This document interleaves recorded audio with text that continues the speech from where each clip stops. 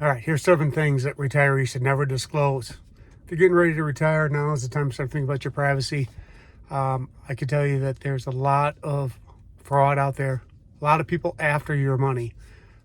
Don't give them an avenue in. So here's a few things that you need to make sure that you don't do.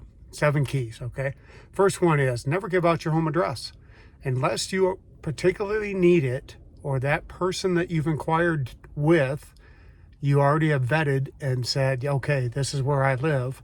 Don't give people your address, because all that does is set you up for them to find out who you are, more information about you, your serial numbers, etc. Okay?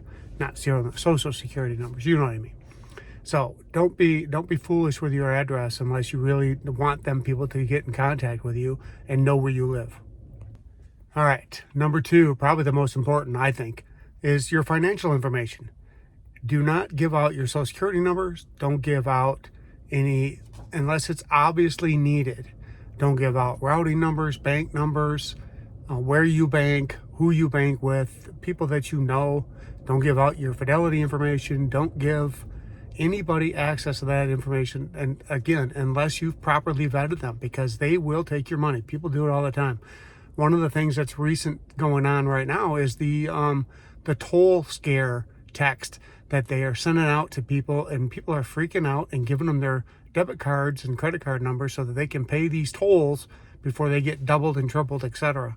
And I can honestly tell you, my daughter fell for it and contacted them, and luckily we were able to cancel that credit card, debit card information, and get a new one issued before they got any of her money. But she wasn't at home when it happened. We have out-of-state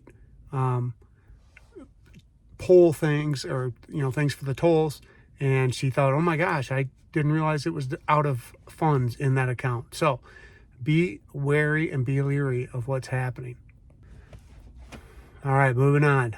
Never give out your email. A lot of sources that I've checked and talked to have said that they actually have 3 emails now, and I can honestly tell you I have at least 2 plus my work email. One is my personal account.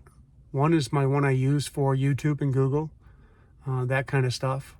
And then my work email. And I only send things that I really need that are private to my personal email. I don't send anything else to that email. And I use my Google and my YouTube email to collect junk and etc. And if people subscribe or email me, I'll try to get back to them if it's relevant. But I personally have that up right now for people to find, because I'm not in a position where I want to be sharing that information with the general public, even my junk email. So you need to keep those things separate, because you don't want people having access and just constantly spamming you. And they do that as well. I clear my junk folder out every single day for things that I've never asked for or subscribed to. So keep those emails separate. Use one for junk, one for ordering things, like Amazon, your personal stuff.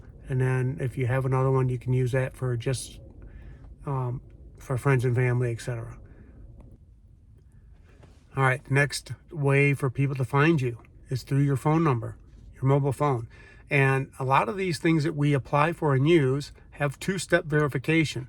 So what typically happens is and I have this with my Fidelity, so I'll use it as an example. And I know the SSA has one as well, where you go in and log in, and then they send you something to either via your email or your mobile phone to verify that it's you.